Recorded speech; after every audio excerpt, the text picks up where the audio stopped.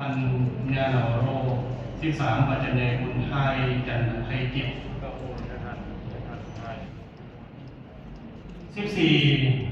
ปัจจัยช่วยจันทร์สุข15ปัจจัยคำเงินคำวงปัจจัยทำคำเงินคำว่าเราข้อหนาของการบริหารงานข้อหนากรรมธิการห้องข้อหนากรรมธิการบริหารงานและห้องข้อหนากรรมธิการของคณะบริหารส่วนกลางองค์การบริหารสถานสัมพันธ์ในสปป.ลาววินังนี้หาจับหนึ่งของการ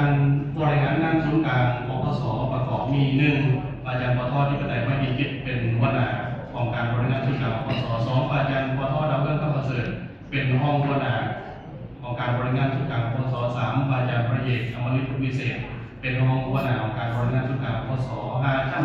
2กรรมธิการปกครองสงฆ์ศูนย์กลางปปส.ประกอบมี1อาจารย์วัดคำพงษาสุรินทร์เป็นหัวหน้ากรรมธิการปกครองสงฆ์2อาจารย์บุญบอลสอนศักดิ์สิทธิ์เป็นห้องหัวหน้ากรรมธิการปกครองสงฆ์3อาจารย์ทองเสริมศรีบุญเรื่อง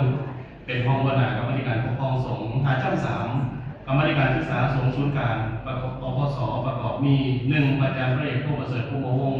เป็นหัวหน้ากรรมธิการศึกษาสงฆ์ศูนย์กลาง2อาจารย์พี่แก้วจันทร์นุ่งศรีเป็นห้องหัวหน้ากรรมธิการศึกษาสงฆ์ศูนย์กลาง3อาจารย์ปท.อันทองคงมีชัยเป็นห้องหัวหน้ากรรมธิการศึกษาสงฆ์ศูนย์กลาง5ชั้น4กรรมธิการเผยแผ่ศีลธรรมและปฏิบัติกรรมฐานและศูนย์กลางปปส.ประกอบมี1อาจารย์สิทธิ์ต้นเทียมวงศ์สอนเป็นหัวหน้ากรรมธิการเผยแผ่ศีลธรรมและปฏิบัติกรรมฐานศูนย์กลาง2อาจารย์บุญวิศรีบุญเรื่องเป็นห้องหัวหน้ากรรมธิการเผยแผ่ศีลธรรมและปฏิบัติกรรมฐานศูนย์กลาง3อาจารย์ปริเยศรีสุขเสริมคุณเป็นห้องหัวหน้ากรรมธิการเผยแผ่ศีลธรรมและปฏิบัติกรรมฐาน5ชั้น5กรรมธิการสาธารณประการปปส.ศูนย์กลางปปส.ประกอบมีอาจารย์บุญวิประสิทธิทรัพย์เป็นหัวหน้ากรรมธิการสาธารณประการ2อาจารย์สมบัติวรเดชเป็นห้องหัวหน้ากรรมธิการสาธารณประการ3อาจารย์บุญชัยพ่อประสิทธิ์เป็นห้องหัวหน้ากรรมธิการสาธารณประการ4อาจารย์พงศรนนท์ศิลป์เป็นห้องหัวหน้ากรรมธิการสาธารณประการ5ชั้น6กรรมธิการการต่างประเทศศูนย์กลางปปส.ประกอบมี1อาจารย์พระเอกของมุขพิมาจักเป็นหัวหน้ากรรมธิการ2อาจารย์ป.ดาวเสด็จตนีเป็นห้องหัวหน้ากรรมธิการ3อาจารย์ป.ท.ภูคำแก้วประทุมเป็นห้องหัวหน้ากรรมธิการ4อาจารย์รัฐมนตรีวรรณสารเป็นห้องหัวหน้ากรรมธิการการต่างประเทศ6กองประชุมได้มีความภาคภูมิใจนะครับผู้คุณเป็นอย่างสูงต่อประธานสอนชัยศรีพันดร